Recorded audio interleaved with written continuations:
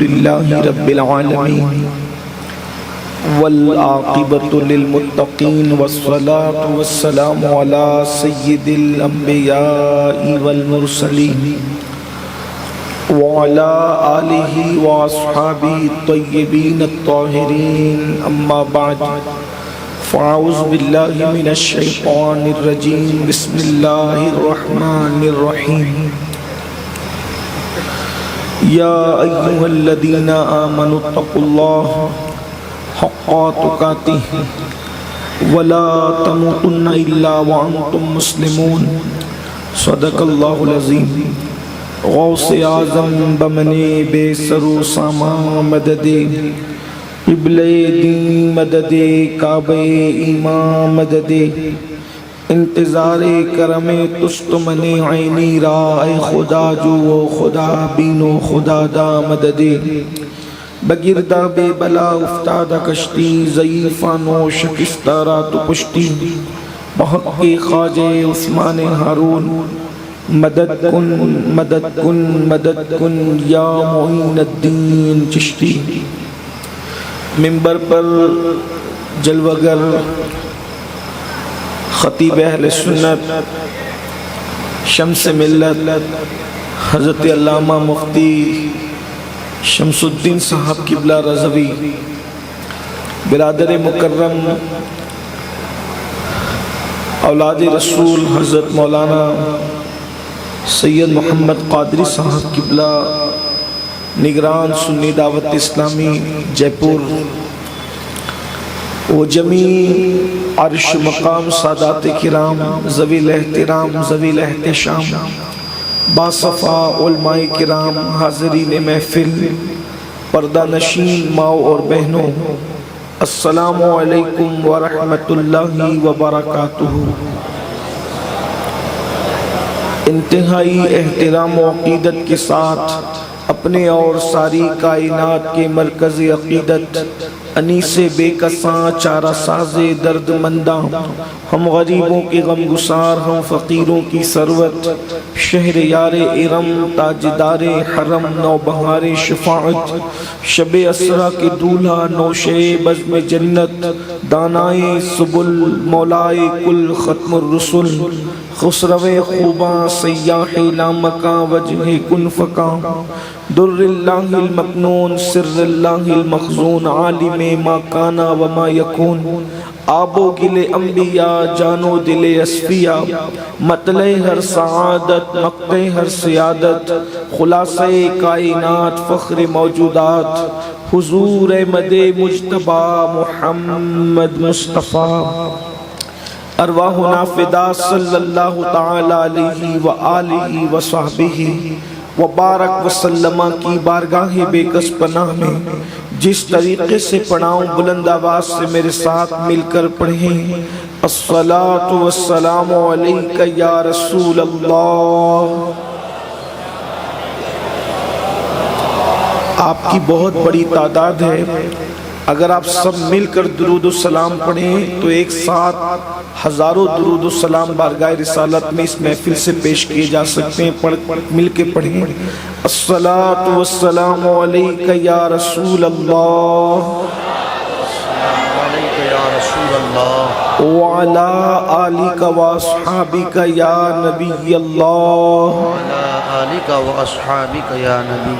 الصلاۃ والسلام علیک یا حبیب اللہ وعلی آلک واصحابک یا نور اللہ صلی اللہ تعالی علیہ وسلم۔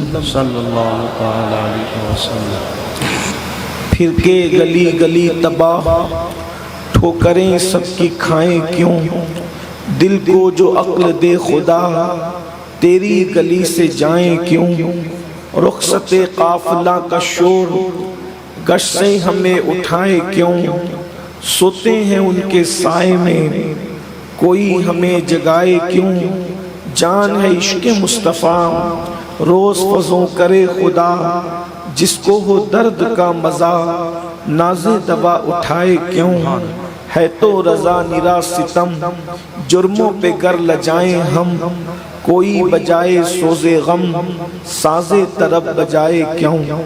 آج کی یہ محفل جیسا کہ آپ نے سنا ہے کہ اصلاح عقائد و اعمال کے حوالے سے انعقاد پذیر ہے، مجھے بھی اسی عنوان کے حوالے سے پابند کیا گیا ہے، اور اسی مناسبت سے قرآن مقدس کی مشہور و معروف آیہ کریمہ تلاوت کی گئی ہے۔ اللہ کی بارگاہ میں دعا ہے کہ اللہ تبارک و تعالی اس کے متعلق مجھے حق کہنے اور آپ سب کو حق سن کر اس پر عمل کرنے اور اسے عام کرنے کی توفیق عطا فرمائے۔ آمین آمین۔ اس وقت دنیا کے اندر بے شمار اجلاس، کانفرنسیں، محفلیں منعقد ہو رہی ہیں، اور دنیا کے مفکرین اس بات کی کوشش اور کاوش میں ہے کہ کسی طرح مسلم امہ کے بگڑے ہوئے حالات کو سنوارنے کی کوشش کی جائے۔ میں سمجھتا ہوں کہ کوئی ریاست ہندوستان کی ایسی نہیں ہے جہاں روزانہ درجنوں جلسے نہ ہو رہے ہیں، لیکن جتنے زیادہ اجلاس اور محفلیں ہو رہی ہیں اتنی ہماری بےراروی بڑھ رہی ہے، ہم بےراروی کا شکار ہوتے جا رہے ہیں۔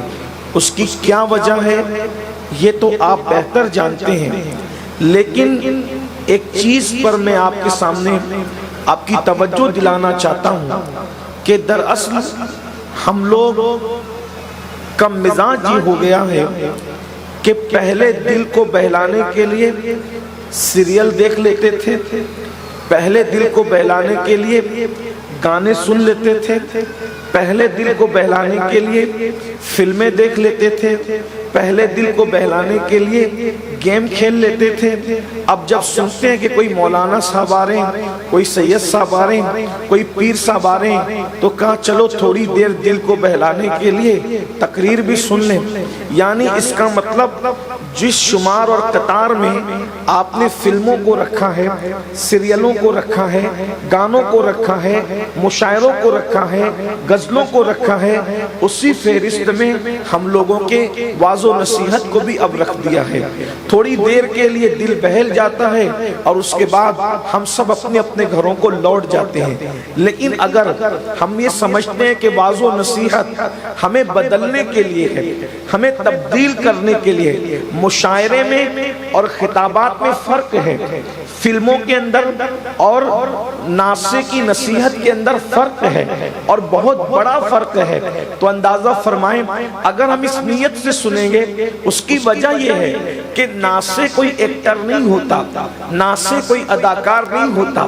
جو فلمیں اور سیریلوں کے ایکٹر ہوتے ہیں وہ اپنی طبیعت سے آپ کو مضامین دیتے ہیں، لیکن یہ لوگ جو منبر پر آتے ہیں یہ اللہ کا فرمان، اس کے رسول کا فرمان اپنی زبان سے آپ کے سامنے پیش کرتے ہیں۔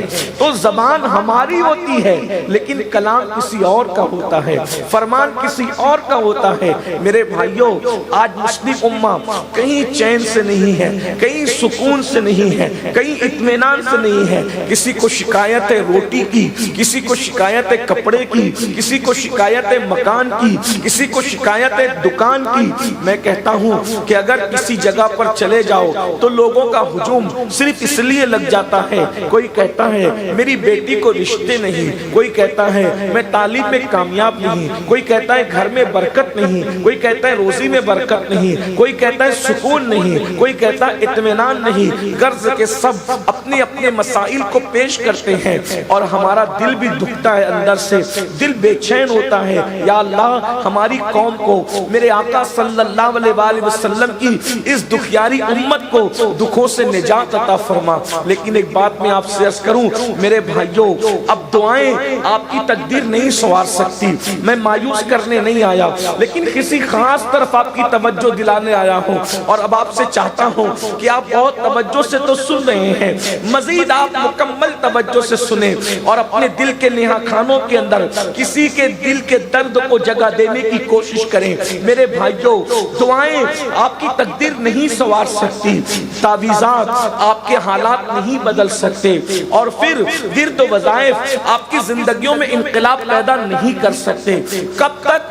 جب تک ہم گناہ کرتے رہیں گے، جب تک ہم اللہ کی نافرمانی کرتے رہیں گے، جب تک ہم اللہ کو ناراض کرتے رہیں گے، نہ وظائف کام آئیں گے، نہ دعائیں کام آئے گی، نہ کسی کا سر پہ ہاتھ رکھنا کام آئے گا۔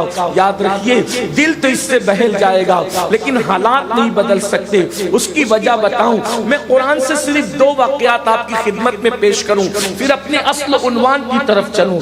دیکھیے، قرآن قصے کہانی کی کتاب نہیں ہے، لیکن قرآن کے اندر جو قصص بیان کیے گئے ہیں وہ ہماری عبرت کے لیے ہے۔ اور پھر کن کے قصص ہیں؟ اللہ اکبر! یا تو بہت محبوبوں کے قصص ہیں تاکہ ہم دیکھ کر اندازہ کریں، میں انہی محبوبوں میں سے اور 2 واقعات پیش کرتا ہوں، یا تو پھر مردودوں کے قصص ہیں تاکہ آپ ان کو بھی دیکھ کر عبرت حاصل کریں۔ جن مثال کے طور پہ حضرت موسیٰ کے قصص بھی موجود ہیں، وہ محبوب ہیں، اور فرعون کے قصص بھی موجود ہیں، وہ مردود ہیں۔ ابراہیم علیہ السلام کے واقعات بھی موجود ہیں، وہ محبوب ہیں۔ نمرود کے واقعات بھی موجود ہیں، وہ مردود ہیں۔ آئیے اب ذرا دل کے کانوں سے تھوڑی دیر کے لیے ایک واقعے کی طرف آپ کی توجہ دلاتا ہوں، ذرا غور کرنا۔ اللہ اکبر! بہت سارے لوگ کہتے ہیں بہت اچھا چلتا تھا کاروبار، اچانک ٹھپ پڑ گیا ہے، اور اتنی کوشش کر رہا ہوں، اتنی کوشش کر رہا ہوں، کام بنتا ہی نہیں۔ پھر اس کے لیے آپ سوچتے ہیں کوئی ایسا جادو کا چھڑی والا آدمی مل جائے کہ میرا کام بن جائے۔ میرے بھائی، اپنے ہاتھ میں ہے، جادو کی چھڑی بھی تو ناکام ہو سکتی ہے، لیکن قدرت نے ایک ایسی رسی ہمارے ہاتھ میں دی ہے، اگر اس کو تھام لے تو جادو کی چھڑی کی بھی کوئی حیثیت نہیں ہے۔ وہ آسمان سے لٹکتی ہوئی رسی کو قرآن مقدس کہتے ہیں، اللہ کا کلام کہتے ہیں۔ اس کو تھام تو لو، اس پر غور تو کرو، اس پر تدبر تو کرو۔ آئیے، اللہ اکبر! ایک ہستی کا ذکر قرآن میں کیا جاتا ہے، کس ناز اور انداز سے بیان کیا جا رہا ہے اس ہستی کو۔ اللہ اکبر! پیدا ہونے سے پہلے، اب ذرا سنتے جائیں، توجہ کرتے جائیں، پیدا کرنے سے پہلے فرشتوں میں اعلان ہوتا ہے، انی جائل فی الارض خلیفہ، بحیثیت خلیفہ۔ اللہ اکبر! آپ توجہ کریں، میں طنز نہیں کر رہا ہوں، صرف آپ کو اہمیت بتانا چاہتا ہوں۔ بھائیو، کسی پیر کا خلیفہ نہیں ہے، اللہ کا خلیفہ ہے۔ اندازہ تو فرمائے، اللہ اکبر! آج ابھی مولانا کہہ رہے تھے پیر سے خلافت ملتی تو آدمی کتنا خوش نصیب سمجھتا ہے، سمجھنا بھی چاہیے، بڑی بات ہے، لیکن یہ اللہ کا خلیفہ ہے، اور بننے سے پہلے قدرت خود اعلان کر رہی ہے۔ یعنی یہ خلافت مانگ کے نہیں مل رہی ہے، یہ خلافت تقویٰ دیکھ کر نہیں مل رہی ہے، یہ خلافت پرہیزگاری دیکھ کر نہیں مل رہی ہے، بلکہ پہلے خلیفہ بنایا جا رہا ہے اور پھر وجود عطا کیا جا رہا ہے۔ مرتبہ یہ ہے، اللہ اکبر! وہ خلیفہ کیسا ہوگا کہ جب اس کے لیے فرشتوں نے کہا کہ کیا تو اس کو خلیفہ بنائے گا جو زمین پہ جا کر کے فساد برپا کرے گا، تو قدرت کی زبان نے اعلان کر دیا، انی عالم ما لا تعلمون، میں جو جانتا ہوں وہ تم نہیں جانتے۔ اللہ اکبر! پھر اس کے بعد مٹی جمع کروائی جاتی ہے، یعنی جن فرشتوں نے کہا تھا ان کے سامنے ہی مٹی جمع کروائی جاتی ہے، پھر اس پر برسات کی جاتی ہے۔ کس قدر شان سے، اللہ اکبر، وہ وجود ترتیب دیا جاتا ہے۔ اللہ اللہ! ہر چیز کو کن کہہ کے پیدا کیا جا رہا ہے، لیکن خلیفہ کو جنت میں دستے قدرت سے اپنے ہاتھوں سے جیسا کہ شان کے لائق ہے پیدا کیا جا رہا ہے۔ وجود عطا کیا گیا، نور مصطفیٰ رکھا گیا، فرشتوں کو سجدہ کرا کر مسجود ملائکہ بھی بنا دیا گیا۔ وہ وجود کو کیا شان دی گئی، قدرت کا سجدہ اس وجود نے بعد میں کیا، وہ ساجد بعد میں بنا، وہ پہلے مسجود بنا، سجدہ کرنے سے پہلے اس کو سجدہ کروایا گیا۔ اللہ رب العزت کا کوئی فرشتہ ایسا نہ تھا جو اس کو سجدہ نہ کرے۔ اللہ رب العزت کے کروڑوں اربوں خربوں فرشتے ایک آدمی اس کی طرف جھک گئے. جس کو فرشتوں نے سجدہ کرایا ہو اس سے پیار کتنا ہوگا, اس سے محبت کتنی ہوگی. جس کو خلیفہ بنایا ہو اس سے محبت کتنی ہوگی, پیار کتنا ہوگا. لیکن اس ہستی کو جس کو پیار کیا, محبت کی, خلیفہ بنایا, جس کی عظمت کے ڈنکے زمین اور آسمان میں بجوائے, اور پیار کتنا, توجہ کریں کتنا پیار ہے کہ ہزاروں سال سے اللہ کو سجدہ کرنے والا ایک, اس نے سجدہ نہیں کیا اس ہستی کو, تو اس کو دھتکار کر اپنے دربار سے نکال دیا. کہا کہ تو نے اس کو سجدہ نہیں کیا نا, اب تو مردود ہے. یہ داستان سنیوں کا بچہ جانتے ہیں, ہمارے اس پہ بہت تقریر ہوتی ہے, لیکن اصل جو نتیجے تک ہمیں پہنچنا ہے آج, اس کی طرف خاص توجہ. ابلیس کو معلم الملائکہ, امام اہل سنت کے والد سیدی امام المتکلمین علامہ نقی علی خان نے اپنی کتاب میں لکھا معلم الملائکہ, فرشتوں کا استاد. میں ان کی تحقیق پر اعتماد کرتے ہوئے آج اس کو فرشتوں کا استاد کہہ دیتا ہوں. فرشتوں کے استاد کو صرف اس لیے شیطان بنا دیا کہ تو نے میرے آدم کو سجدہ نہیں کیا. یعنی کتنا پیار ہے, یعنی آدم جو تیرا ہے وہی میرا ہے, اور جو تیرا نہیں ہے وہ میرا نہیں. حتیٰ کہ جس نے سب سے پہلے سجدہ کیا اس کو اتنا بلند مرتبہ دے دیا کہ جبریل اب تو نے سب سے پہلے اس کے سامنے سر جھکایا, ہم نے سارے فرشتوں کا سردار تجھے بنا, سید الملائکہ کا لقب عطا کیا, سرداری عطا کر دی. غور فرمائے, یہ شان ہے اتنا سب کچھ عطا کرنے کی. یعنی یہ منصب ہم جب دیکھتے ہیں تو اس منصب میں صحابہ, اولیاء, اغواس, اقطاب, ان کے اپنے مراتب اس طریقے سے چھپ جاتے ہیں جیسے سورج کے سامنے ستارے چھپ جاتے ہیں. بھائی کوئی غوث اس مرتبے کے سامنے کچھ نظر آتا ہے, کوئی قطب اور ابدال اس مرتبے کے سامنے کچھ نظر آتا ہے, ایسے ہی نظر نہیں آتا جیسے چاند سورج نکلتا ہے تو اس کے سامنے ستارے نظر نہیں آتے. یہی ہے نا, اتنا سب کچھ کروا کر کے اب میرے اور آپ کی عبرت کے لیے پہلے دن سامان کیا کیا کہ اللہ نے کہہ دیا کہ یہ ایک درخت ہے, اس کے قریب مت جا, اور اس کو کہا یہ شجر ممنوع ہے, اس کے قریب مت جا.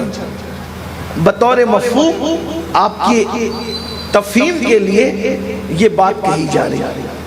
شجر ممنوع, ایسا پھل جس کے قریب جانے سے منع کیا, ایسا درخت جس کے قریب جانے سے منع کیا, قریب مت جانا. وہ جانے والا قریب تو نہ گیا, لیکن تفاسیر کی تفصیل کے مطابق, کیونکہ قریب جانے کے لیے اس لیے منع کیا گیا تھا کہ قریب جائیں گے تو کھائیں گے بھی, اور اس کے فرمان میں تو بہت حکمتیں ہیں. قریب تو نہیں گئے لیکن ہیلے سے جس سے منع کیا گیا تھا کسی کھلانے والے نے کھلا دیا, کسی کھلانے والے نے کھلا دیا, انہوں نے کھا لیا. بظاہر وہ گناہ نہیں تھا اور حقیقتاً بھی وہ گناہ نہیں تھا. اب جو نتیجے کی طرف ہم آ رہے ہیں وہ بہت عبرت آمیز ہے. اگر کوئی اسی کو سمجھ لے تو اللہ کرے اس کی زندگی بدل جائے.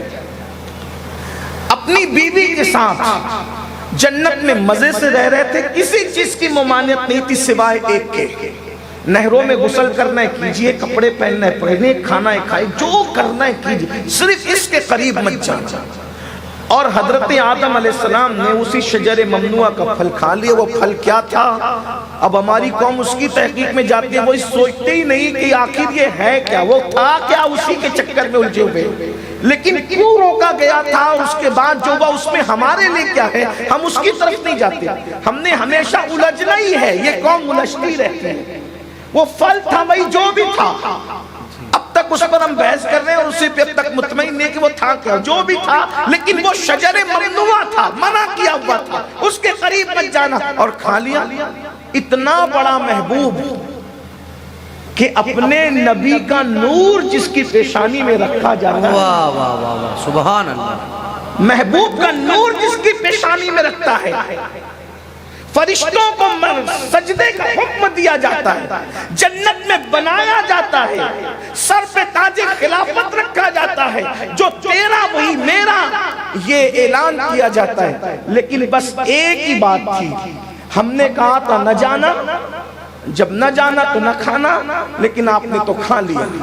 اب کھا لیا تو اس کی شان ربوبیت میں کیا فرق ہے؟ اگر وہ شجر اتنا سب کچھ کھلا رہا تھا، اگر ایک شجر ممنوع کھایا تو شان ربوبیت میں فرق کیا ہے؟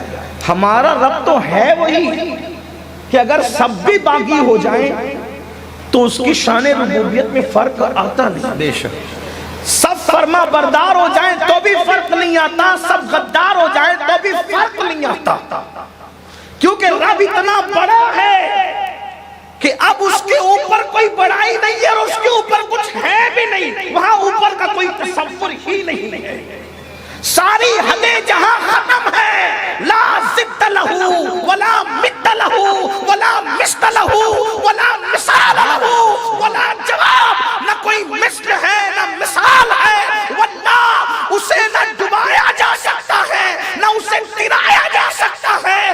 وہ واحد ہے جو نظر نہیں آتا لیکن وہ ڈبا بھی دیتا ہے، وہ گرا بھی دیتا ہے، اگر وہ چاہے تو کنکر کو ڈبا دیتا ہے، اور اگر وہ چاہے تو ہزاروں ٹن کے جو وہ کشتی کو اور جہاز کو گراتا نظر آتا ہے اور بتاتا ہے میری قدرت دیکھو، کنکر کو ڈباتا ہوں جو چھٹاک بھر کا بھی نہیں ہے، اور جہازوں کو تراتا ہوں جس کا ہزاروں کلو وزن ہے۔ یہ کون کرتا ہے؟ وہ رب محمد ہے جسے وحدہ لا شریک۔ سبحان اللہ، نعرہ تکبیر، نعرہ تکبیر، نعرہ تکبیر، نعرہ رسالت، عظمت و شان خداوندی۔ وہاں تغیر اور تبدیلی نہیں ہے، نہ وہ دودھ پیتا ہے، وہ دودھ پیتا نہیں ہے، وہ دودھ پلاتا ہے۔ سبحان اللہ، سبحان اللہ، اور دودھ نکالتا کہاں سے ہے؟ جب سائنس کے دماغ میں وہم بھی نہ گزرا تھا کہ دودھ آتا کہاں سے ہے، تب میرا اللہ قرآن میں بیان کر رہا ہے کہ خون اور گوبر کے بیچ میں دودھ رکھتے ہیں، لیکن نہ اس میں خون کا رنگ آتا ہے نہ گوبر کی بدبو آتی ہے۔ جو دودھ کو اس حفاظت کے ساتھ رکھے، دو بظاہر دو ناپسندیدہ چیزوں کے درمیان، بظاہر دو ناپسندیدہ چیزوں کے درمیان کوئی جھلی نہیں، کوئی رکاوٹ نہیں، صرف اس کا حکم رکاوٹ ہے۔ خون کو حکم ہے دودھ میں ملنا مت، اور دودھ کو حکم ہے خون میں ملنا مت، لیکن حکم خدا کا پابند خون بھی ہے اور دودھ بھی۔ بے شک، یہ میرے اللہ کی شان، اس کی شان تو سمجھو۔ پوری زندگی لا الہ الا اللہ پڑھتے رہے، جب تک یہ قوم اللہ کی معرفت حاصل نہیں کرے گی اسی طرح ٹامک ٹوئیاں کرتے رہے، کیونکہ اللہ اللہ کرنے سے اللہ ملتا نہیں۔ جب تک خدا کی معرفت، کیا پتہ ہے اللہ کے بارے میں آپ کو اور ہم کو؟ کیا پتہ ہے؟ کیا پتہ ہے؟ جب توحید سکھائی جاتی ہے تو لوگوں کو برا لگتا ہے۔ بھائیو، ہماری توحید اتنی کمزور ہو گئی ہے کہ ہمارا یہ نظریہ کچھ لوگوں کا ہماری قوم میں بن گیا ہے، اگر پیر کو پکاریں گے تو مدد ہوگی اور اللہ کو پکاریں گے تو پتہ نہیں مدد ہوگی بھی کہ نہیں ہوگی۔ یہ صورتحال سے ہم گزر رہے ہیں۔ یہ مفتی صاحب قبلہ ابھی جو رونا رو رہے تھے، یہ بہت ہے کہ مسلمان رب بھی سب ہو گئے۔ میرے بھائیوں، ہمارا تو عقیدہ یہ ہے کہ کتنا ہی بڑا پیر ہو، یہ ہماری اہل سنت سے بڑھ کر کسی کے یہاں درس توحید نہیں۔ اگر کسی کو توحید بیان کرنی بری لگتی ہے تو وہ اپنے لیے کوئی اور مسلک تلاش کر لے، اہل سنت کے یہاں اس کی کوئی گنجائش نہیں۔ اور یاد رکھنا، اس سے باطل گمراہ مکاتب فکر جو ابھی تک مکتب ہی میں طفل کی حیثیت سے موجود ہے، وہ ناجائز فائدہ اٹھا رہے۔ بھائیو، یہی تو رونا ہے ہم نے توحید بیان کرنا چھوڑ دیا تو وہابیہ نے توحید پہ قبضہ کر لیا. ہم نے صحابہ بیان کرنا چھوڑ دیا تو دیابنا نے صحابہ پہ قبضہ کر لیا. اور ہم نے اہل بیت بیان کرنا چھوڑ دیا تو روافض نے اہل بیت پہ قبضہ کر لیا. نہ توحید ان کی تھی، نہ صحابہ ان کے تھے، نہ اہل بیت ان کے تھے. ارے سب تو ہمارا ہے، اس لیے کہ ہم نبی کے. سبحان اللہ سبحان اللہ سبحان اللہ. ہم نے کیا صحابہ کا ذکر چھوڑا، دیابنا گھسائے وہاں. ہم نے کیا ذکر اہل بیت چھوڑا، روافض گھسائے وہاں. ہم نے کیا توحید چھوڑ دیا بیان کرنا، وہابیہ گھسائے وہاں. میں پھر کہتا ہوں غیر ضروری لوگوں کا ذکر چھوڑ کر ان ضروری عنوان پہ محنت کرو. آج بھی وہی رنگ آئے گا جو آج سے صدیوں پہلے. سبحان اللہ سبحان اللہ.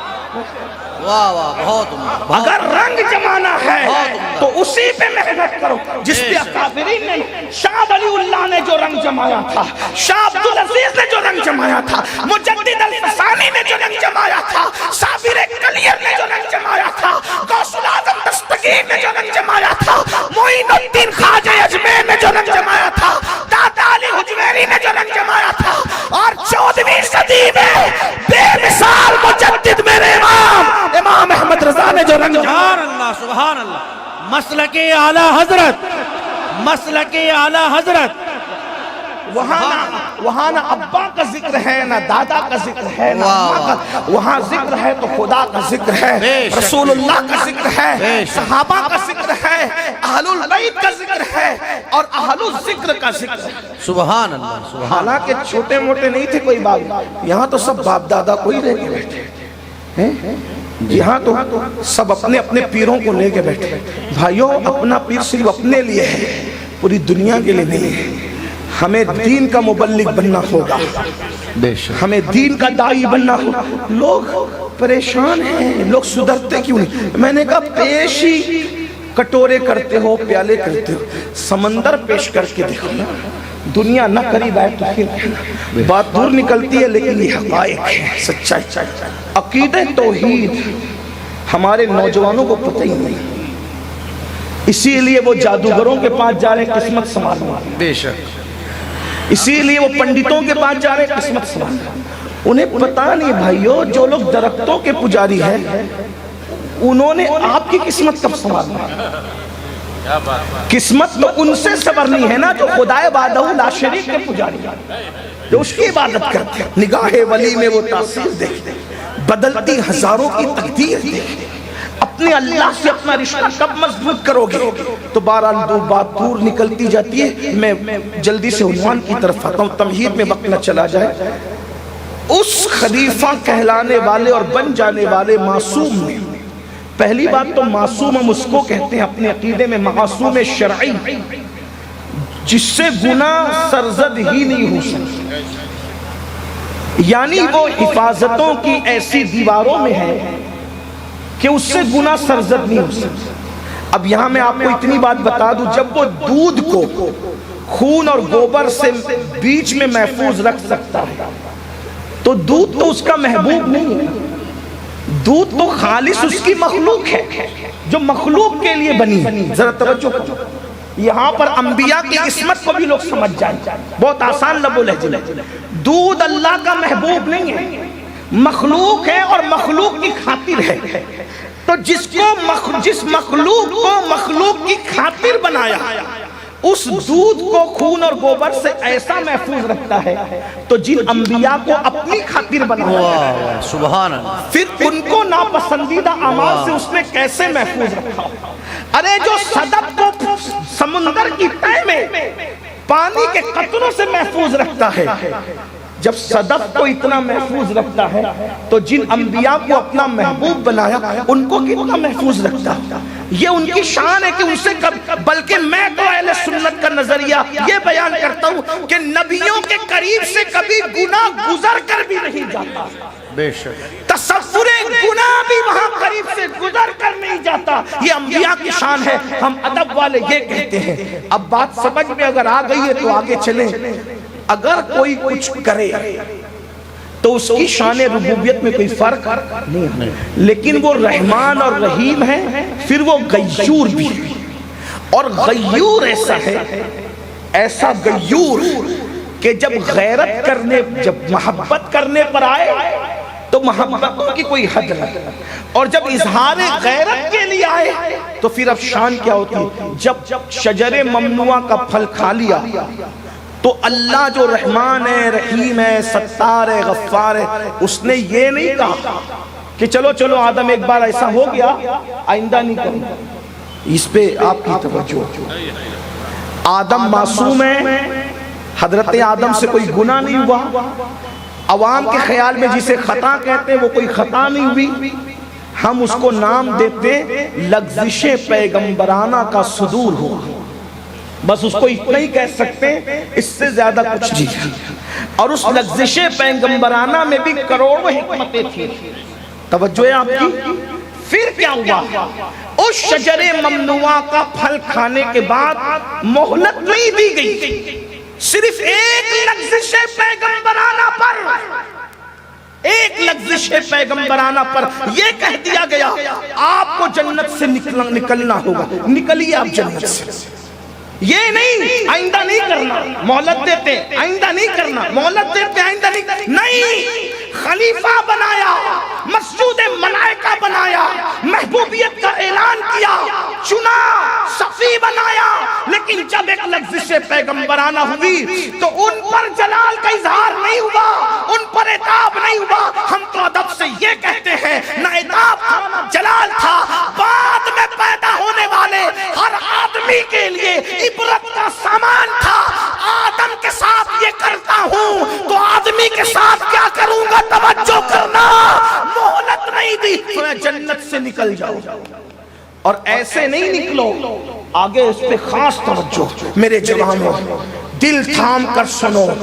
میں قرآن کے حوالے سے تفسیر کیا ابن عباس سے لے کر صاحب نعیمی تک جن جن لوگوں نے لکھا اس کا مفہوم پیش کر، سینکڑوں تفاسیر کا خلاصہ ہے یہ کہ جس وقت کہا جنت سے نکل جاؤ، کتنا بڑا محبوب، کتنا مقبول، کتنا پیارا کہ معلم الملائکہ کو اس کے لیے مردود کر کے نکال دیا، لیکن جب جنت سے نکالا تو ہماری عبرت کے لیے یہ بھی کہا ایسے نہ جائیں گے، آپ کے کپڑے بھی اتار لیے جائیں گے۔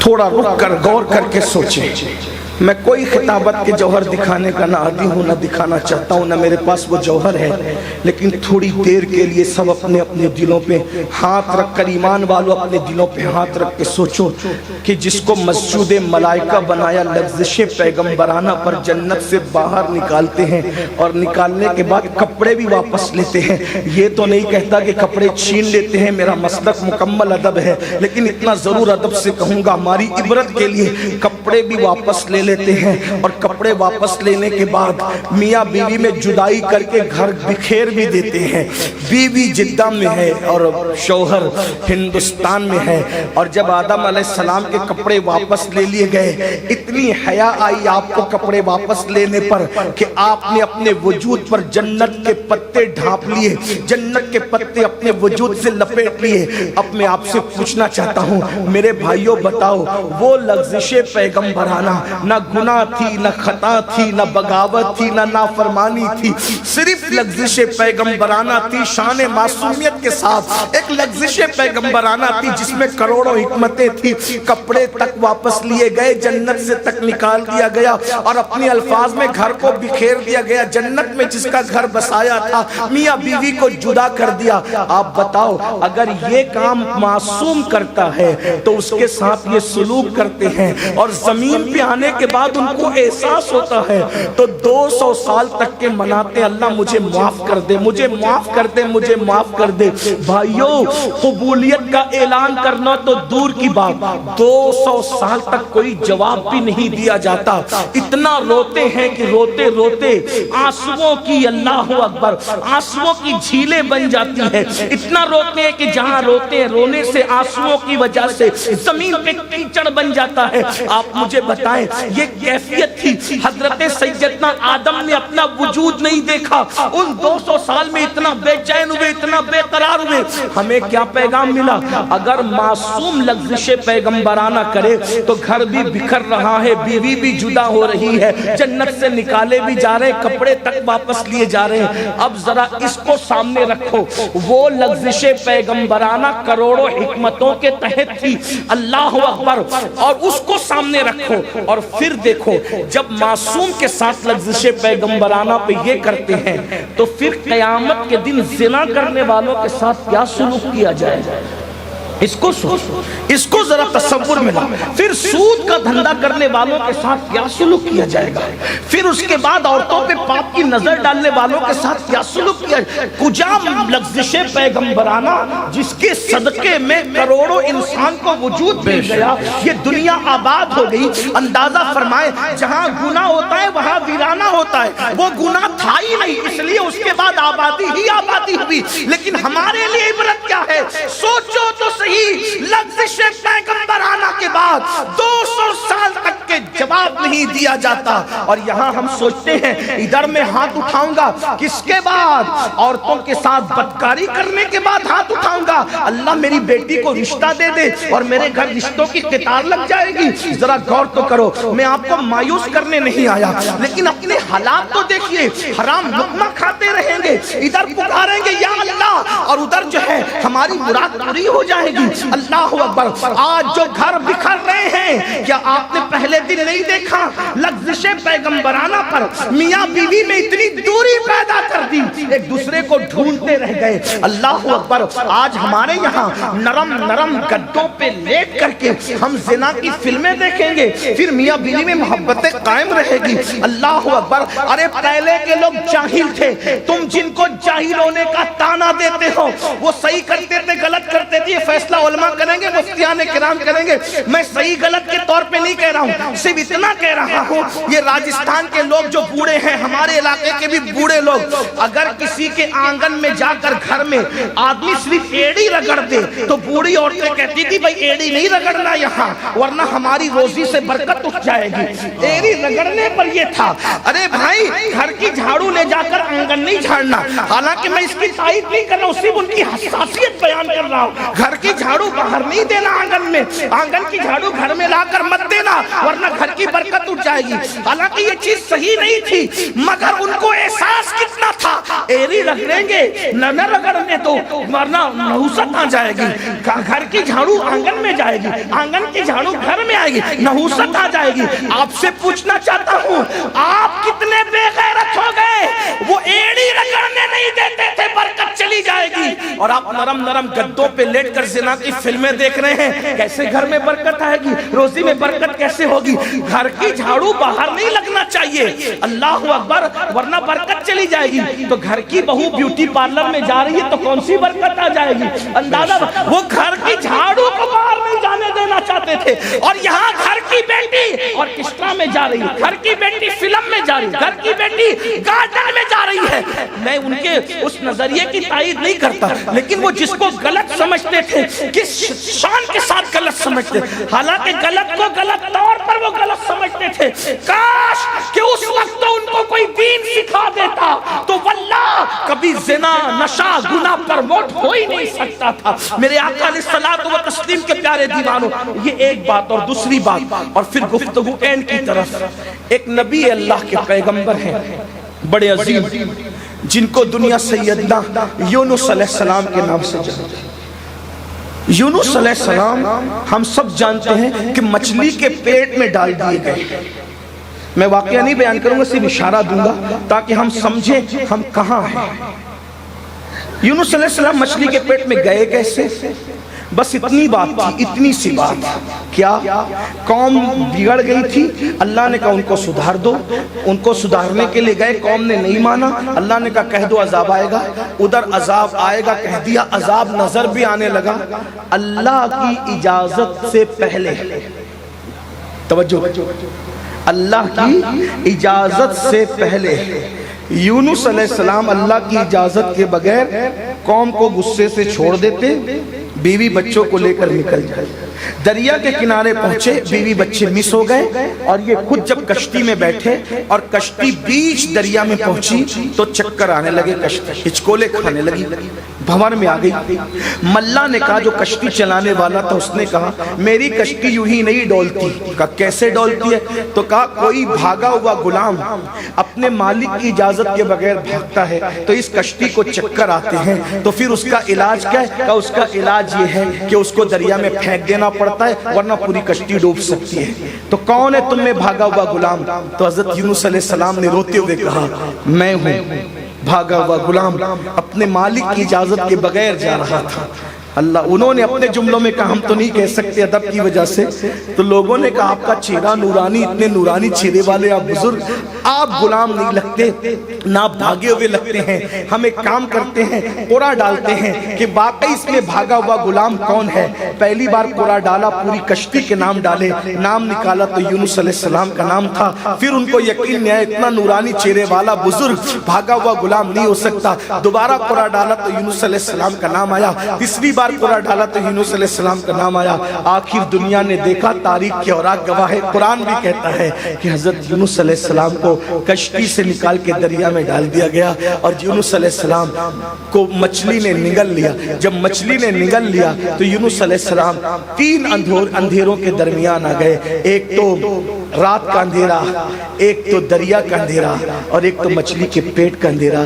صرف اللہ کی اجازت کے بغیر اللہ کا پیغمبر بستی چھوڑ کر کے جا رہا تھا، اولاد بھی گئی، بیوی بھی گئی، اور خود بھی مچھلی کے پیٹ میں آ گئے۔ 40 دن تک یونس علیہ السلام ورد کرتے رہے اس اندھیرے میں، لا الہ الا انت سبحانک انی کنت من الظالمین۔ آپ سے پوچھنا چاہتا ہوں، اس کا ترجمہ بے عینی لفظ ہی تو ہم نہیں کرتے، لیکن اللہ رب العزت کی وہ توحید بیان کرتے ہیں، اے اللہ تیرے سوا کوئی معبود نہیں، تو پاک ہے، اور میں نے جو چاہا اپنی مراد کو میں نہ پہنچا، یا میں نے جو نہیں کرنا تھا وہ کر لیا۔ لیکن اگر ہم اس کو عام انسان کے لیے ترجمہ کریں گے، اپنے لیے، تو ہم یہ کہیں گے کہ اللہ میں نے اپنے آپ پہ ظلم کیا اور میں ظالموں میں سے ہوں، ہم اپنے لیے کہیں گے۔ لیکن نبی کے لیے بطور ادب یہ کہیں گے کہ میں نے جو چاہا وہ مراد کو میں نہ پہنچا۔ اندازہ فرمائے 40 دن تک کہتے رہے یونس علیہ السلام، بالآخر 40 دن کے بعد یونس علیہ السلام کو مچھلی کے پیٹ سے نجات ملی، اور جب نکلے ہیں تو چمڑی اتنی نازک ہو گئی تھی کہ دھوپ اور ہوا بھی برداشت کرنے کے قابل نہ تھی۔ اب آپ سے پوچھنا چاہتا ہوں، اللہ کا پیغمبر معصوم اگر اللہ کی اجازت کے بغیر صرف بستی چھوڑ کر نکل جائے تو ان کو یہ مصیبت آتی ہے کہ ان کو مچھلی کے پیٹ میں جانا پڑتا ہے۔ اب میرے بھائیوں، اب اپنے مسائل کو سامنے رکھو ان دو واقعات کے روشنی میں، اور پھر دیکھو ہماری مشکلیں کیوں ہیں، ہماری پریشانیاں کیوں ہیں، ہماری تکالیف کیوں ہیں، ہماری روزی میں برکت کیوں نہیں ہے، ہماری بیٹیوں کو رشتے کیوں نہیں ہیں، ہم بے چین کیوں ہیں، ہم بے قرار کیوں ہیں، ہمیں بڑی بڑی بیماریاں کیوں ہیں۔ بھائیوں، وہاں لغزش پیغمبرانہ پر ایسی مصیبتیں آتی ہیں، اور یہاں ہم تو پاپ پہ پاپ کیے جا رہے ہیں، جرائم پہ جرائم کیے جا رہے ہیں۔ بھائیوں، وہ کون سا گناہ ہے جو ہماری زندگیوں میں موجود نہیں، بلکہ ہم تو گناہ کو گناہ بھی نہیں سمجھتے، ہم تو پاپ۔ اور وہاں یونس علیہ السلام لغزش پیغمبرانہ کے بعد کہہ رہے ہیں انی کنت من الظالمین۔ لغزش گناہ کے بعد نہیں، لغزش پیغمبرانہ کے بعد کہہ رہے ہیں انی کنت من الظالمین۔ وہاں آدم علیہ السلام لغزش پیغمبرانہ کے بعد کہہ رہے ہیں ربنا ظلمنا انفسنا وان لم تغفر لنا وترحمنا لنکونن من الخاسرین۔ ربنا ظلمنا ظلمنا ظلمنا، اور وہاں کہا جا رہا ہے انی کنت من الظالمین۔ لغزش پیغمبرانہ کے بعد، اور یہاں پوری رات زنا کی فلم دیکھ رہا ہے، اور صبح کو جب نکل رہا ہے سفید لباس پہن کے، میں مخیر قوم و ملت۔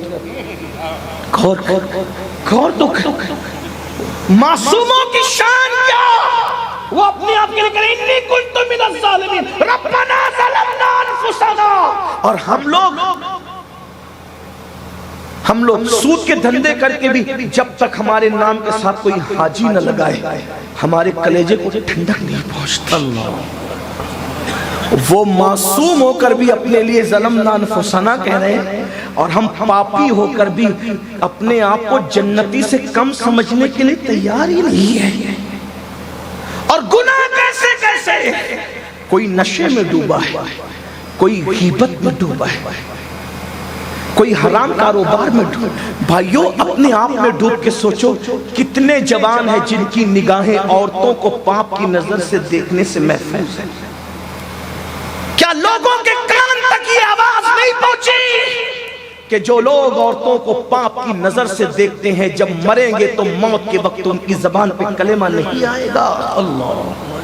زنا کی فلمیں دیکھنے والوں تک کیا یہ آواز نہیں پہنچی کہ سیدنا سلمان فارسی کہتے ہیں کہ مجھے 7 مرتبہ مر کے زندہ ہو جانا گوارا ہے، لیکن کسی کی ران دیکھنے کی بھی میں ہمت نہیں کر سکتا۔ 7 بار موت کی تکلیف اٹھا سکتا ہوں، لیکن ایک بار کسی کی ننگی ران نہیں، ننگی ران کی بات چل رہی ہے، اور ہم کیا کیا دیکھتے ہیں؟ سوچو تو صحیح، پھر یہ قوم کیسے عروج پہ جائے، یہ قوم ترقی پہ کیسے جائے؟ اتنے گناہ، اتنے جرائم، نشہ تو آج عام ہے میرے بھائیوں۔ 7-7 8-8 سال کے بچے لاشعوری طور پہ نشے کی طرف جائیں، ان کو روکے گا کون؟ ان کو کون منع کرے گا؟ اس لیے کہ آج سدھارنے والے جب خود پاپی ہو جائیں تو کون روکے گا؟ شادیوں کے اندر گاجے بج رہے، گانے بج رہے، گھروں کے اندر کیا بیٹیوں کو ہم نے اپنے بازو میں بٹھا کر سیریلوں میں زنا کی فلمیں دکھائی۔ ایک دور وہ تھا کہ بیٹی باپ کے سامنے آنے سے ہچکچاتی تھی، اور ایک دور یہ کہ باپ اور بیٹی دونوں بیٹھ کے سیریل دیکھتے۔ اِنَّا لِلَّهِ وَإِنَّا إِلَيْهِ، کیا ماحول بنے گا؟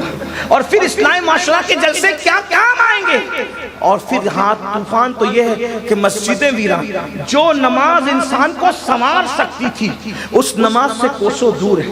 نماز کی بات کرو تو لوگ کان کو جانے لگ، سر کو جانے لگ، ابھی پھر مولانا نماز کو پڑھے۔ میں نے کہا مولا نے قرآن کی کوئی سورت نہیں چھوڑی جس میں نماز کا ذکر نہ کیا۔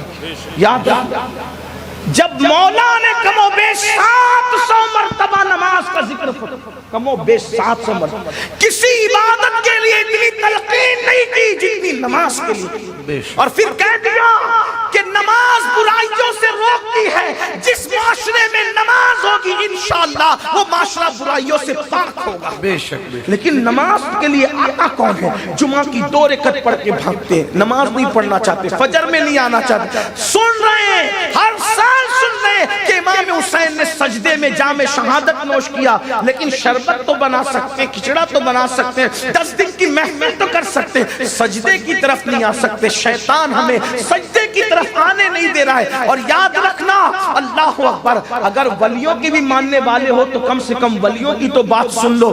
اولیاء کہتے ہیں، سرکار غریب نواز فرماتے، سرکار غریب نواز کہ قیامت کے دن سب سے پہلے جو سوال ہوگا وہ نماز کے متعلق ہوگا، نماز کے متعلق پوچھا جائے گا۔ اس دن جانور بھی بے نمازی کو تان کریں گے، تان، جانور بھی تان کریں گے، جانوروں کی طرف سے بھی تانا دیا جائے گا کہ تم بے نمازی تھے، خدا کا کھا کے اس کے ساتھ بغاوت کرتے تھے۔ جس نے 600 1000 10,000 20,000 کی نوکریاں دی، ہم اس کے سامنے تو ہاتھ باندھ کے کھڑے رہتے ہیں۔ جس اللہ نے ہر نعمت سے نوازا، اس اللہ کی بارگاہ میں حاضر ہونے کی توفیق نہیں۔ مسجد مرثیہ خواہ ہے کہ نمازی نہ رہے، مسجدوں کے اندر نمازی کہاں ہے؟ فجر کی نماز میں دیکھ لو، اللہ اکبر، گھنٹوں جم کے لیے ٹائم ہے، گھنٹوں ٹیوشن کے لیے ٹائم ہے، 25 سال اسکول کا علم حاصل کر سکتے ہیں، کالج کا علم حاصل کر سکتے ہیں، 8 منٹ نماز کے لیے نہیں نکال سکتے۔ بھائیو سب کے لیے ٹائم نکالو، میں منع نہیں کر رہا ہوں، لیکن نماز جس کے بارے میں اللہ کے رسول علیہ السلام نے فرمایا، جس نے جان بوجھ کے نماز چھوڑ دی ہے، میں محمد اس سے بیزار ہوں، قیامت کے دن اس کے ساتھ میرا کوئی وعدہ نہیں ہے۔ بار بار علماء اعلان کرتے ہیں، یہاں تک کہا گیا جب بے نمازی اپنی قبر سے اٹھے گا تو کالے سور کی شکل میں اٹھے گا، کالے خنزیر کی شکل میں اٹھے گا، پھر بھی ہم ڈرتے نہیں، ہم لرزتے نہیں، ہم کانپتے نہیں۔ نہیں. ارے موسمیات کے ماہرین اگر اعلان کر دے, کیا اعلان کر دے کہ طوفان آنے والا ہے, تو اس سے بچاؤ کے لیے ہم کوشش کرتے ہیں. لیکن اللہ کے رسول صادق و مصدوق کہہ رہے ہیں, بے نمازیوں تم کالے سور کی شکل میں اٹھو گے. اس سے بچنے کے لیے کوئی تدبیر نہیں کرتے, کوئی کوشش نہیں کرتے, کہتے جو ہوگا دیکھا جائے گا. نہیں میرے بھائی, ایک دن مرنا ہے میرے بھائی, ایک دن موت آنا ہے میرے بھائی, موت کی تلواریں سر پہ لٹک رہی میرے بھائی. قرآن کہتا ہے اینما تکونوا یدرککم الموت ولو کنتم فی بروج مشیدہ, مضبوط قلعوں میں جا کے چھپ جاؤ گے, وہاں بھی تمہیں موت آ کر کے رہے گی. بھائیو قبروں میں نہ کسی کی دادا گیری چلے گی, نہ کسی کی بابا گیری چلے گی, کچھ نہیں چلے گا میرے بھائی وہاں پر. وہاں تو صرف اور صرف ایمان کے بعد اعمال پوچھے جائیں گے اور کچھ نہیں پوچھا جائے گا. اللہ کے بندو ذرا غور تو کرو, اس کے لیے ہم نے کیا تیاری کی. اللہ سے ڈرو, اللہ سے خوف کرو. یاد رکھنا یہ 8-8 گھنٹہ 10-10 گھنٹہ جو کاروبار کے لیے محنت کرتے ہو, یہ مال یہی چھوڑ کے جانا ہے. جو لے کے جانا ہے وہ نیک اعمال ہے, جو چھوڑ کے جانا ہے اس کے لیے کتنی محنت کر رہے ہو, اور جو لے کے جانا ہے اس کے لیے کچھ بھی محنت نہیں کر رہے ہو. کتنی نادانی ہے انسان کی. ممبئی جانا ہے تو گھر سے وہی نکال کے رکھتا ہے جو سفر میں کام آئے گا. دلی جانا ہے تو جو سفر میں کام آئے گا وہی بیگ میں رکھتا ہے. حج کو جانا ہے جو سفر میں کام آئے گا وہی ساتھ میں رکھتا ہے. ارے نادان, دلی ممبئی اور حج کے سفر کے لیے وہ سامان نکال کے چن کے 8-10 دن پہلے سے رکھتا ہے جو سفر میں کام آئے گا. ارے جو اللہ تک پہنچنے کے سفر میں کام آئے گا اس کو صرف اعمال کہتے ہیں. اس کے لیے ہم نے کیا تیاری کی ہے؟ کوئی تیاری نہیں, بلکہ حالات تو یہ اتنے ناہنجار ہوئے, اللہ کے بھی نافرمان, رسول کے بھی نافرمان, گناہوں کے دل دادا, اور اب تو ماں باپ کی بھی بد دعائیں آج کے جوان بے دریغ طور پر لے رہے ہیں. اور سمجھایا جاتا ہے تو لوگ ہنستے ہیں, اے ماں باپ کیا یہ بڈھے لوگ, ان کو کیا, ان کی کیا ہے. میرے عزیز, ہم لوگ بار بار لوگوں کو کہتے ہیں ماں باپ جن سے راضی انہی سے اللہ راضی. یہ بات یاد رکھ, اور جن سے ماں باپ ناراض ہے اللہ ان سے. اللہ کو ایک کام اتنا پسند ہے, اتنا پسند کہ اگر وہ کام کوئی کر لے تو اللہ اس کا سب گناہ معاف کر دیتا ہے, ہر گناہ اس کے معاف کر دیتا ہے. وہ ہے اللہ کی راہ میں جان دینا, جس کو کہتے ہیں شہید ہو جانا. شہید کا پہلا قطرہ زمین پہ گرتا ہے اور اللہ اس کو سب معاف کر دیتا ہے, اس کا ہر گناہ معاف کر دیتا ہے, جو بھی کچھ کیا اس نے سب معاف. اور شہید کی روح کو سبز پرندوں کے قالب میں ڈال کر جنت میں داخل کر دیا جاتا ہے. وہ جنت میں جہاں چاہتے اڑتے پھرتے رہتے ہیں. یہ شہید لوگ. اور قرآن ان کے بارے میں کہتا ہے کہ وہ ان کو مردہ مت کہو, پھر منہ سے بڑی بات کہتا ہے کہ ان کو مردہ گمان بھی مت کرو. یہ شہید ہے. ہر شہید جو اللہ کی راہ میں مارا جائے, جو اللہ کی راہ میں مارا جائے اس کو مردہ مت کہو. ایک بات بتاؤں, عالم کے انتقال کے بعد اگر اس کو کوئی مردہ کہے, کیا کہے, مردہ, تو زیادہ سے زیادہ کوئی اس کو فاسق کہہ سکتا ہے. ٹھیک, ولی کی مثال کے بعد کوئی ولی کو مردہ کہے تو کوئی اس کو زیادہ سے زیادہ گمراہ کہہ سکتا ہے, اس کا عقیدہ گمراہی ہے نا. لیکن شہید ایک عام آدمی تھیلا چلاتا تھا, کسان تھا, کھیت میں کام کرتا, لیکن وہ شہید ہو گیا اللہ کی راہ میں. اب اس کو کوئی اگر مردہ کہے گا تو مفتیان کرام کہیں گے کہ یہ کافر ہو گیا, کیونکہ یہ قرآن کا منکر ہو. وہ کسان تھا بھائیو, بلکہ بڑھ کے کہا باغے وقت اس کو وضو غسل بھی نہیں آتا تھا, لیکن صرف اللہ کی راہ میں شہید ہو گیا مسلمان ہونے کی بنیاد پہ. تو قرآن کہہ رہا ہے اس کو مردہ مت کہو, وہ زندہ ہے. اس کو مردہ گمان بھی مت کرو, وہ زندہ ہے. اس کا عمل نہیں دیکھا جا رہا ہے, بلکہ شہید ہونے نے اس کو اتنا بلند مرتبہ عطا کر دیا. بات سمجھ میں آئی میری آپ کی؟ یہ شہید ہے, شہید. کہ کوئی عمل اس کو نقصان نہیں پہنچاتا اگر وہ شہید ہو جاتا ہے، اس کا ٹھکانہ جنت ہے، کیونکہ مسلمان ہی شہید ہوتا ہے۔ مومن ہی کو ہم شہید کہتے ہیں، غیر مومن کو شہید ہم کہہ بھی نہیں سکتے، مومن صرف شہید ہے، اور جو شہید ہے انشاءاللہ وہ جنتی ہے، وہ مردہ بھی اس کو نہیں کہہ سکتے۔ مگر اب سن لو اور کان کھول کر کے سن لو، فلمیں دیکھ کر، سیریل دیکھ کر، ناول پڑھ کے، دنیا کے اس مکر اور مکرو چہرے سے متاثر ہو کر ماں باپ کو بڑھاپے میں صدمے دینے والوں، ماں باپ کے ساتھ بغاوت کرنے والوں، ماں باپ کے ساتھ غداریاں کرنے والوں، ماں باپ کو گالیاں دینے والوں، آنکھیں نکال نکال کر ماں باپ کو دیکھنے والوں، ماں باپ کو دکھ دینے والوں، ماں باپ کو گھروں سے نکال کر کبھی بہنوں کے یہاں کبھی بھائیوں کے یہاں پہنچانے والوں، ماں باپ کو چھوڑ کر سسرال میں گھر بسانے والوں، ماں باپ سے خرچہ روک کر مسجد مدرسوں میں اور نیک کام میں چندے دینے والوں، غور سے سن لو اور کان کھول کر کے سن لو، کچھ یاد رہے نہ یاد رہے، گفتگو کا یہ حصہ ضرور یاد رکھنا۔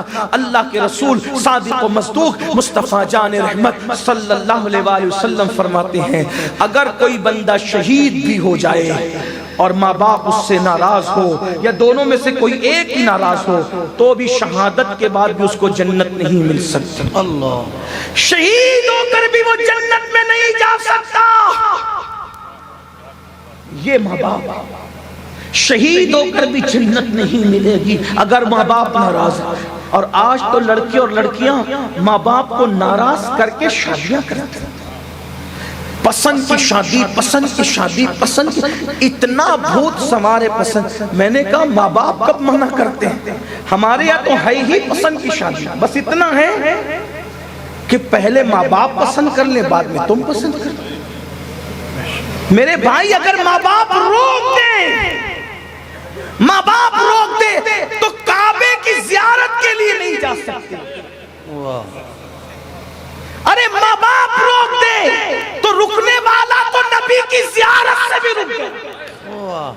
ماں کے روکنے پہ رکنے والا نبی کی زیارت سے رک گیا، لیکن کسی نے اس کو تان نہیں کیا کہ اویس اتنا بڑا عاشق تھا، ارے نبی کی زیارت سے تو رک گیا، گمنام ہو گیا، مرتبہ کم ہو گیا، یہ ہو گیا، وہ ہو گیا، وہ ہو گیا۔ نہیں، ماں کے کہنے پہ نبی کی زیارت سے رکے ہیں تو خدا نے ماں سے وفا کی وجہ سے وہ مقام عطا کیا ہے کہ سب نبی سے دعا کروا رہے ہیں، اور نبی صحابہ کو بھیج کر اویس کرنی سے امت کے لیے دعا کر۔ سبحان اللہ، سبحان اللہ، سبحان اللہ۔ یہ مقام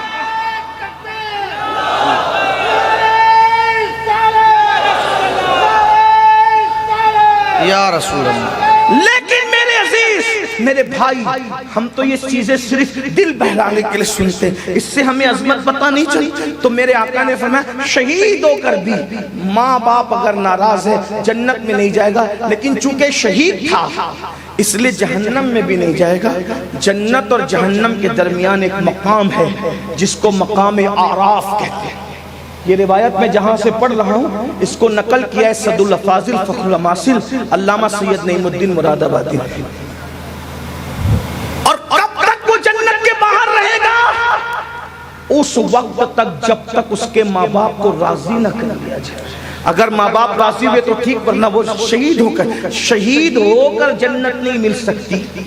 تو شرابی ہو کر کے ماں باپ کے غدار کو جنت کیسے ملنا ہے؟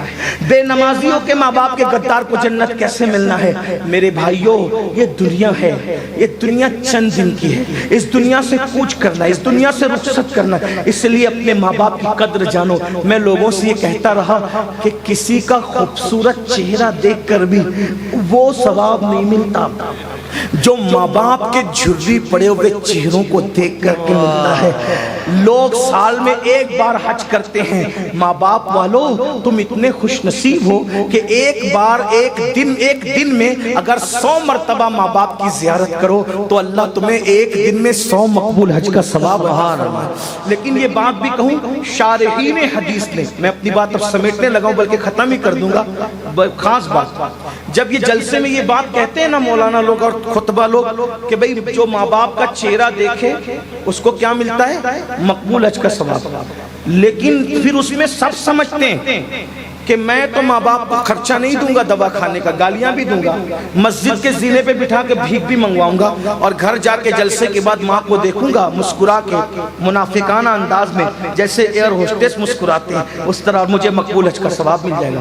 یہ آرٹیفیشل مسکراہٹ سے، ماں باپ کو دیکھنے سے کوئی ثواب نہیں ملتا۔ میں بڑی ذمہ داری سے یہاں بات کر رہا ہوں، علماء میرے پشت پہ موجود ہے، مفتیان کرام موجود ہیں۔ ایک بات آپ کو کہوں، جب انسان کسی کو وہ مقام دے ہی نہ جو اس کا مقام ہو تو اس کا فائدہ نہیں ملتا۔ تھوڑی مشکل ہو گئی نا، بات آسان کرتا ہوں۔ اگر نبی کو دیکھو تو آدمی کیا بنتا ہے؟ اگر کچھ یاد ہو تو بول دیں۔ نبی پاک کو دیکھ کے کیا بنتا ہے؟ مل کے بولیں۔ تو ابو جہل کیوں صحابی نہیں ہے؟ ابو جہل کیوں صحابی نہیں؟ اس لیے کہ وہ نبی کو نبی مانتا ہی نہیں تھا۔ جو نبی کو نبی کا درجہ نہ دے تو نبی کو دیکھنا اس کو فائدہ نہیں دے سکتا۔ توجہ، جو نبی کو نبی کا درجہ نہ دے، نبی کو دیکھنا اس کو فائدہ نہیں دے سکتا۔ دوسری بات، رمضان شریف میں اگر کوئی کافر مرے تو کیا جنت میں جا سکتا ہے؟ مومن مرے گا رمضان شریف میں تو جنت ہے۔ کافر رمضان شریف میں مرا تو جنوری میں مرنا اور رمضان شریف میں مرنا اس کے لیے برابر ہے، کیونکہ اس نے رمضان شریف کو کبھی رمضان شریف مانا ہی نہیں۔ تو جس نے رمضان شریف کو رمضان شریف کا درجہ نہیں دیا، اس کو رمضان شریف کی برکت نہیں مل سکتی۔ نبی کو نبی کے درجے پہ نہیں مانا تو اس کو وہ مقام مل سکتا ہے؟ نہیں مل سکتا۔ ابو جہل کو ملا، ابو لہب کو ملا، عتبہ کو ملا، شیبہ کو ملا۔ ارے بھائی، جب نبی کے مقام کو نبی سمجھ کر کے اس نے نہیں دیکھا، وہ مقام نہیں دیا، تو نبی کو دیکھنا اس کو فائدہ نہیں پہنچایا۔ تو جو اپنے ماں باپ کو ماں باپ کا درجہ دیتے ہی نہیں ہیں تو ماں باپ کو دیکھنا ان کو کیا فائدہ پہنچا سکتا ہے؟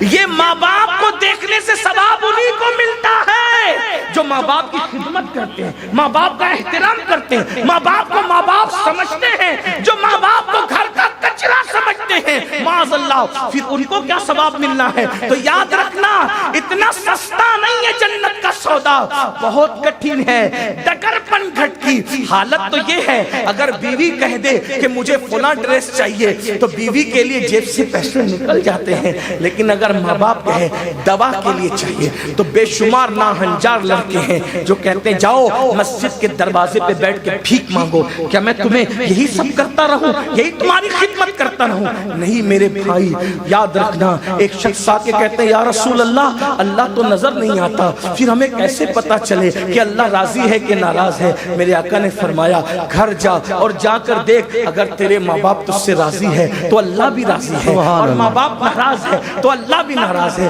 اخیر میں مجھے ایک بات یاد آتی ہے، ماں اور باپ کی دعا انسان کو کس مقام پہ لے جاتی ہے۔ یہ بات پہلے میں واضح کر دوں، مسجد میں چندہ دینے یا مسجد بنانے سے زیادہ ثواب، مدرسے میں چندہ دینے یا مدرسہ بنانے سے زیادہ ثواب، حج پہ رقم خرچ کرنے سے زیادہ ثواب، سب سے زیادہ ثواب اگر کہیں خرچ کرنے پہ ملتا ہے تو وہ ماں باپ پہ خرچ کرنے میں، ماں باپ پہ خرچ کرنے سے زیادہ ثواب۔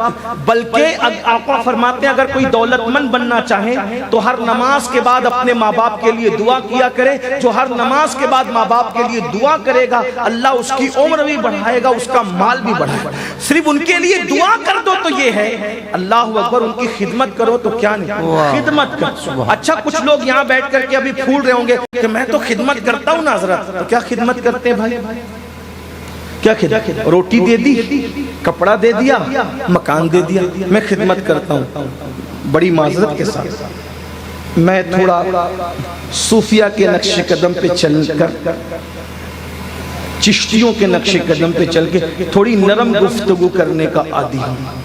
ایک بات آپ کو کہوں، ایک بات آپ کو، اگر اپنے ماں باپ کو روٹی کپڑا مکان دیتے ہو تو لوگ یہ تو کتوں کو بھی دے دیتے ہیں۔ روٹی تو دروازے پہ پڑے ہوئے کتے کو بھی لوگ دیتے، روٹی کپڑا تو دروازے پہ بیٹھے ہوئے فقیر کو بھی دیتے، بھیک منگوں کو بھی دیتے۔ تو ماں باپ کی خدمت کا مطلب کیا ہے؟ یہی تو سب سے بڑا رونا ہے کہ ہم نے دین ہی نہیں سیکھا، نہ اللہ کی شان سمجھے، نہ رسول کی شان سمجھے، نہ صحابہ کی سمجھے، نہ اہل البیت کی سمجھے، نہ ماں باپ کی سمجھے، نہ بھائیوں کی سمجھے، نہ بیوی کی سمجھے، کچھ نہیں سیکھا۔ بس سیکھا تو صرف دوسروں کا معاملہ دیکھنا، دوسروں کے معاملات پہ نظر رکھنا یہ سیکھا، گناہ کرنا سیکھا، جرائم کرنا سیکھا، غفلت سیکھا۔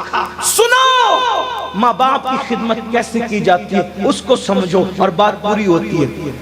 میرے امام اور ہم سب کے امام سیدی اعلیٰ حضرت امام احمد رضا خان محدث بریلوی ماں باپ کی عظمت بیان کرتے ہوئے کہتے ہیں کہ ماں باپ سے گفتگو کا طریقہ یہ ہے کہ پہلے ان سے اجازت لو پھر بات کیا کرو۔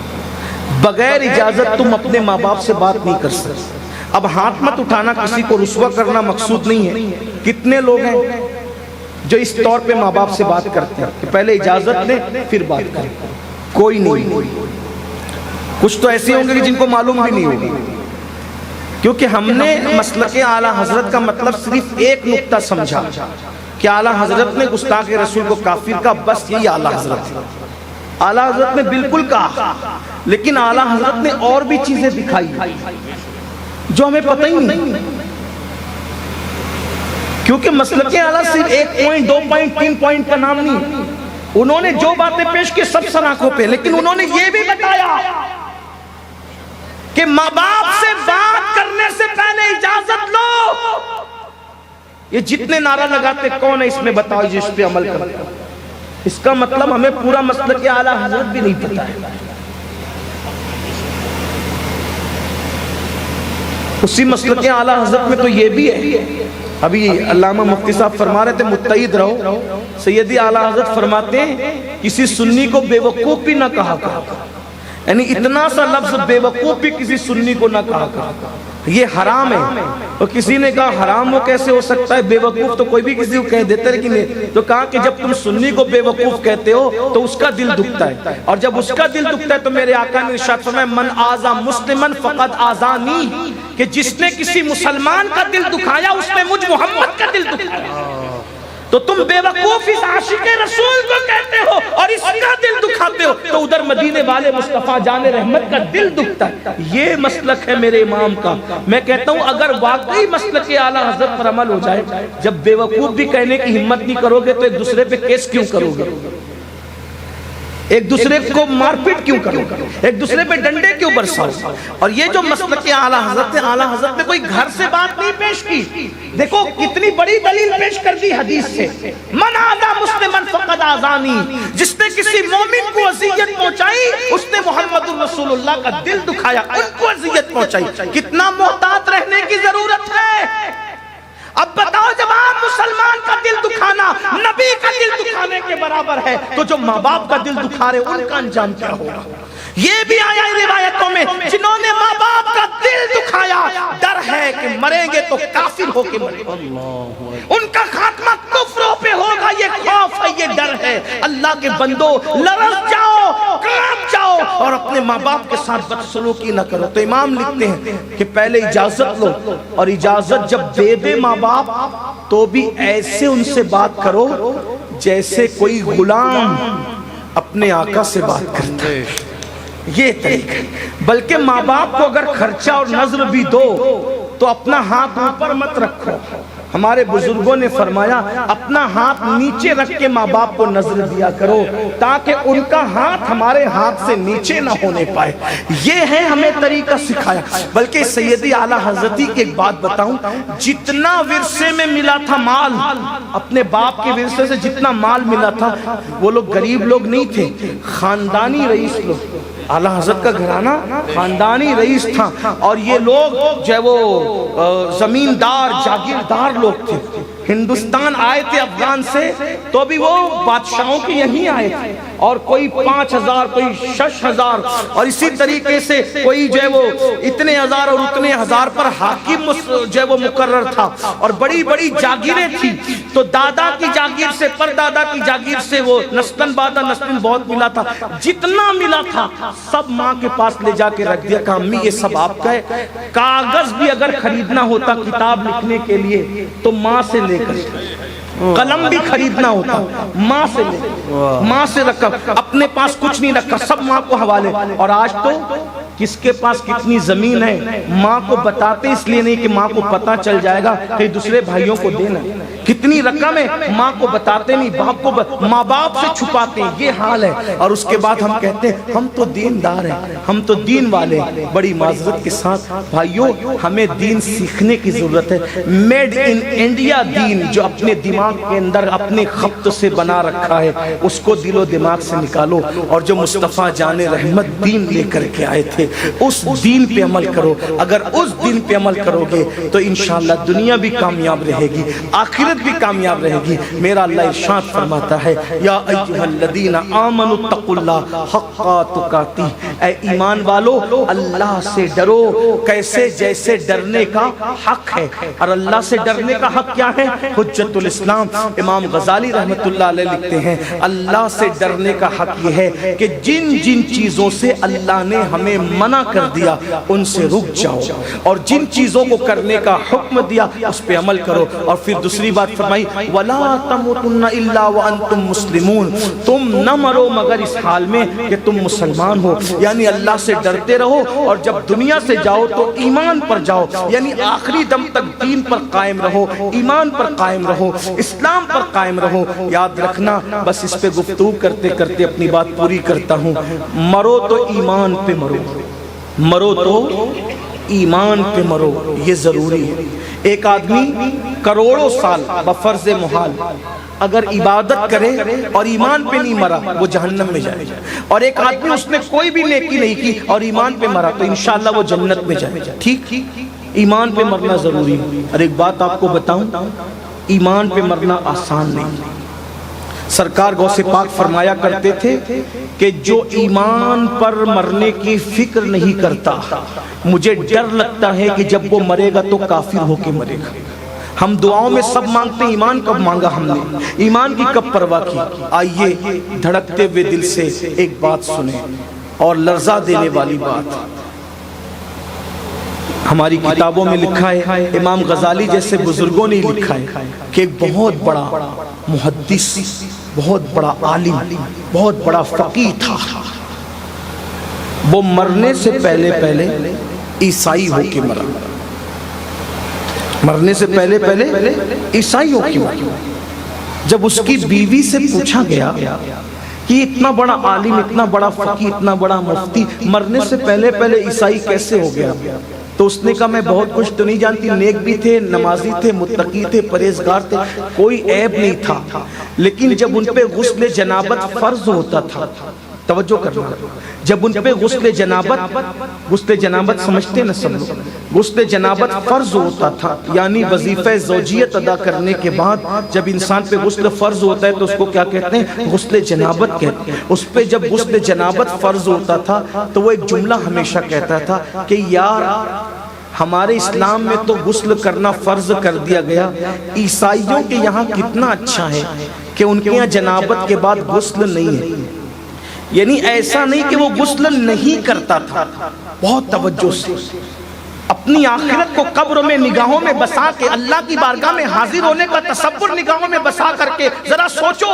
وہ غسل کرتا تھا، ایسا نہیں کہ غسل نہیں کرتا، غسل کرتا تھا، لیکن ایک جملہ کہتا تھا کہ ہمیں تو غسل کرنا پڑتا ہے، کتنا اچھا ہے کہ وہاں غسل نہیں ہے، عیسائیوں کے غسل نہیں ہے، یعنی عیسائیوں کے مذہب پر وہ عمل نہیں کرتا تھا، صرف عیسائیوں کے مذہب کو ایک معاملے میں پسند کرتا تھا، صرف پسند کرتا تھا، پسند کرتا تھا، عمل نہیں کرتا تھا، صرف پسند کرتا تھا کہ ان کے یہاں غسل نہیں ہے وہ کام اچھا ہے، وہ بھی پورے مذہب کو پسند نہیں کرتا تھا، مذہب کی ایک بات کو پسند کرتا تھا جو اسلام کے خلاف تھی، تو اتنا بڑا محدث مفتی فقیہ مرا تو کافر ہو کے مرا، صرف ایک بات پسند کر، عیسائیوں کی ایک بات پسند کرنے کی بنیاد پہ کافر ہو کے مرا۔